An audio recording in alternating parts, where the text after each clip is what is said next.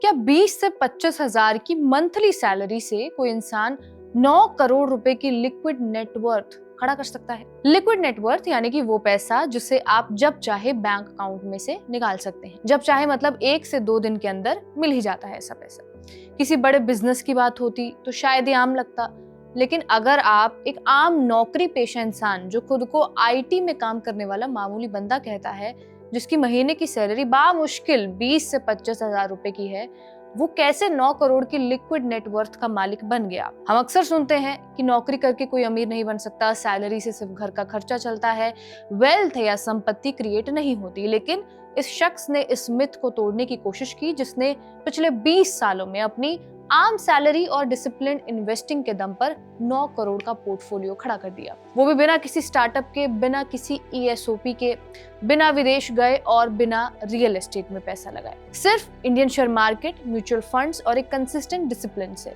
क्या है इस करोड़पति की पूरी कहानी? कैसे हर साल 3 लाख की सैलरी लेने वाला ये लड़का 9 करोड़ का मालिक बन गया? और क्या राकेश झुनझुनवाला और रामदेव अग्रवाल जैसे दिग्गज भी यही कहते हैं? इन सारे सवालों के जवाब तलाशेंगे इस वीडियो के साथ ही ये भी जानेंगे कि कंपाउंडिंग कैसे लंबे समय में पैसा बना के देती है। हेलो, मैं रिया हूँ और आप खबरगांव देख रहे हैं। कहानी की शुरुआत रेडिट से ही होती है। हाल ही में सोशल मीडिया प्लेटफॉर्म रेडिट पर एक पोस्ट वायरल हुई। पोस्ट का कैप्शन था, million with a modest IT salary sharing my personal finance journey. इस 47 साल के शख्स ने अपनी पहचान छुपाते हुए अपनी फाइनेंशियल लाइफ की पूरी किताब खोल कर रख दी। चलिए इस जर्नी को साल दर साल देखते हैं, क्योंकि असली जादू समय में ही छुपा हुआ है। पहला साल है 2005, वो साल जब इस शख्स ने अपने करियर की शुरुआत की थी। उस वक्त उनकी उम्र 27 से 28 साल रही होगी। सैलरी 3 लाख सालाना थी। इन्वेस्टमेंट के नाम पे जीरो। ये वो दौर था जब इंडिया में IT बूम बस शुरू ही हो रहा था। उसके बाद साल 2010 आता है। 5 साल बीत चुके थे।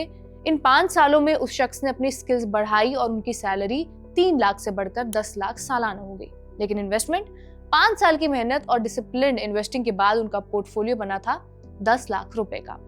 फिर आता है साल 2016। अब करियर को शुरू हुए 11 साल हो चुके थे।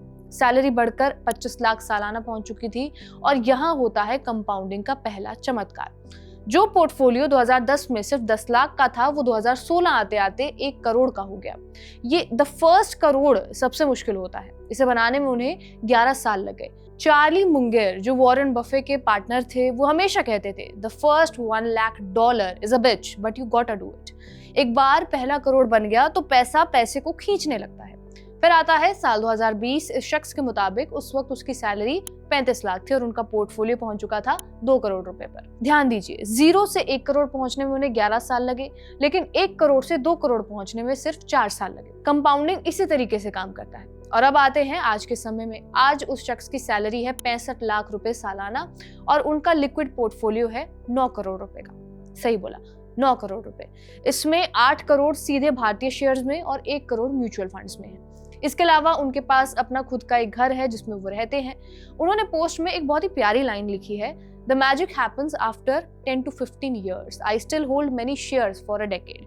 यानी कंपाउंडिंग का जादू 10 से 15 साल बाद होता है। उन्होंने अपने शेयर्स को 10-10 साल तक होल्ड करके रखा, बेचा नहीं। यहाँ पर एक छोटा सा डिस्क्लेमर देना जरूरी है।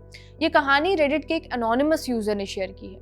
हमने उनके बैंक अकाउंट या डीमैट अकाउंट को पर्सनली वेरीफाई नहीं किया है।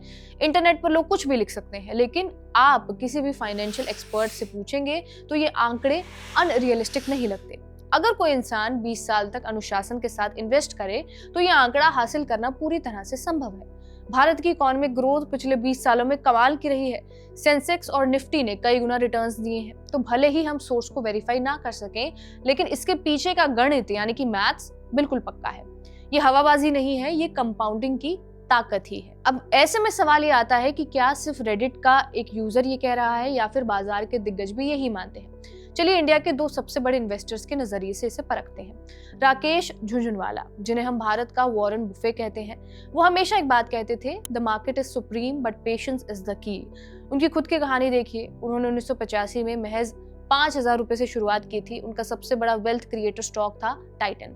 उन्होंने टाइटन को 2002 से 3 में खरीदा था, जब वो उनके हिसाब से कौड़ियों के भाव में मिल रहा था। क्या उन्होंने उसे 2 साल बाद बेच दिया? नहीं। क्या उन्होंने उसे 5 साल बाद बेच दिया? नहीं। वो अपनी आखिरी सांस तक टाइटन के शेयर्स होल्ड करते रहे। उनका मानना था कि जब आप किसी अच्छी कंपनी को वक्त देते हैं तो वो कंपनी आपके पैसे को कंपाउंड करती है। इस रेडिट यूजर ने भी यही किया। उसने लिखा, I still hold many shares for a decade. Jhunjhunwala कहते थे कि पैसा ट्रेडिंग से नहीं, पैसा बैठे रहने से बनता है, यानी खरीदो और उस पर कुंडली मारकर बैठ जाओ। रामदेव अग्रवाल, जो अपनी वेल्थ क्रिएशन स्टडीज के लिए मशहूर हैं, वो कंपाउंडिंग को दुनिया का 8वां अजूबा मानते हैं। उनका एक फेमस फॉर्मूला है 25% CAGR, compounding annual growth rate. CAGR मतलब सालाना कितने परसेंट से पैसा कंपाउंड हो रहा है।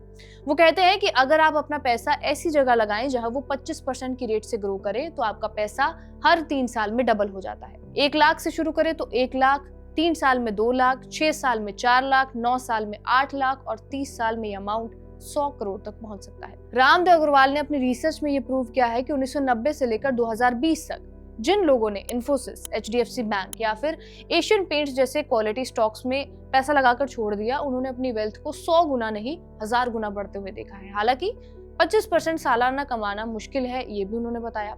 सेंसेक्स और निफ्टी, जो भारतीय मार्केट के बड़े इंडेक्स हैं, वो पिछले 20 साल से 13% रेट से बढ़े हैं। इस बंदे की सालाना रिटर्न 21% थी। अब जरा इस कहानी के साइकोलॉजिकल पहलू को टटोलते हैं। नंबर्स और एक्सेल शीट पर ये बहुत आसान लगता है। अरे हर महीने SIP तो करनी है, अरे शेयर्स खरीद कर भूलना ही तो है। लेकिन असल जिंदगी एक्सेल शीट की तरह स्ट्रेट लाइन में नहीं चलती। सोचिए उस इंसान के दिमाग पर क्या गुजरी होगी। साल 2008 दुनिया भर में मंदी थी और उस वक्त इस बंदे को इन्वेस्ट किए हुए सिर्फ 3 साल हुए थे। सैलरी कम थी, मार्केट 50 से 60% गिर गया था, उसके पोर्टफोलियो की वैल्यू शायद आधी रह गई होगी। ऐसे वक्त पर डटे रहना जरूरी है। फिर साल 2010 से 13 का दौर, भारतीय मार्केट बिल्कुल फ्लैट था, कोई रिटर्न नहीं बन रहा था, महंगाई इतनी बढ़ रही थी कि ऐसे वक्त में भी डटे रहना मुश्किल होता। 20 साल टिके रहना मामूली बात नहीं है। उसने अपनी पोस्ट में एक बात कही है, आई मेंटेन्ड अ मॉडेस्ट लाइफस्टाइल। अगर आप अपनी इनकम बढ़ने के साथ अपने खर्चे भी उसी स्पीड से बढ़ा लेते हैं तो आप सिर्फ दिखने में अमीर लेकिन असलियत में गरीब ही रहोगे।